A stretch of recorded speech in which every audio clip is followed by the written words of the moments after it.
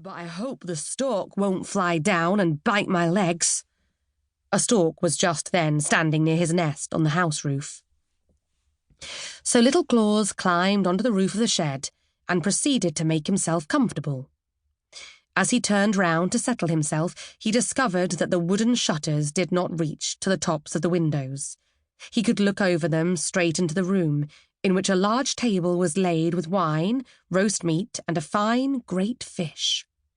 The farmer's wife and the sexton were sitting at the table all by themselves, and she was pouring out wine for him, while his fork was in the fish, which he seemed to like the best. "If I could only get some too," thought little Claus, and as he stretched his neck toward the window, he spied a large, beautiful cake. Goodness, what a glorious feast they had before them! At that moment, someone came riding down the road towards the farm. It was the farmer himself returning. He was a good man enough, but he had one very singular prejudice. He could not bear the sight of a sexton, and if he came on one, he fell into a terrible rage. This was the reason that the sexton had gone to visit the farmer's wife during his absence from home, and that the good wife had put before him the best she had. When they heard the farmer, they were frightened, and the woman begged the sexton to creep into a large empty chest which stood in a corner. He did so with all haste, for he knew well how the farmer felt toward a sexton. The woman hid the wine and all the good things in the oven, for if her husband were to see them, he would certainly ask why they had been provided. "Oh, dear," sighed little Claus on the shed roof as he saw the good things disappear.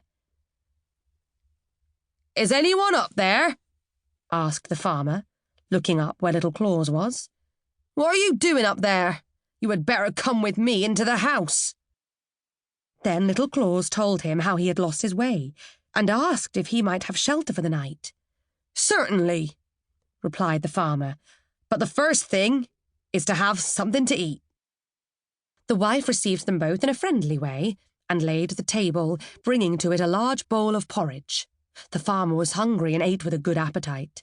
But little Claus could not help thinking of the capital roast meat, fish, and cake which he knew were hidden in the oven. He had put his sack with the hide in it under the table by his feet, for we must remember he was on his way to the town to sell it. He did not relish the porridge, so he trod on the sack and made the dried skin squeak quite loudly. "Hush," said little Claus to his bag, at the same time treading upon it again to make it squeak much louder than before. "Hello, what's that you've got in your bag?" asked the farmer.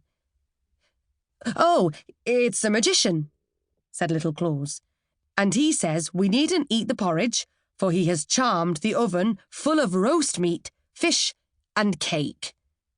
"What?" cried the farmer, and he opened the oven with all speed and saw all the nice things the woman had hidden, but which he believed the magician had conjured up for their special benefit. The farmer's wife did not say a word, but set the food before them, and they both made a hearty meal of the fish, the meat, and the cake. Little Claus now trod again upon his sack and made the skin squeak. "What does he say now?" inquired the farmer. "He says," promptly answered little Claus, "that he has conjured up 3 bottles of wine, which are standing in the corner near the stove." So the woman was obliged to bring the wine which she had hidden, and the farmer and little Claus became right merry.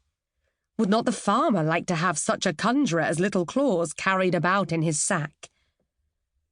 "Can he conjure up the evil one?" inquired the farmer. "I shouldn't mind seeing him now, when I'm in such a merry mood." "Yes," said little Claus, "he will do anything that I please." And he trod on the bag till it squeaked. "You hear him answer. Yes, only the evil one is so ugly that you had better not see him." "Oh, I'm not afraid. What will he look like?" "Well, he will show himself to you in the image of a sexton." "Nay, that's bad indeed. You must know that I can't abide a sexton. However, it doesn't matter, for I know he's a demon, and I shan't mind so much. Now my courage is up, only he mustn't come too close. I'll ask him about it."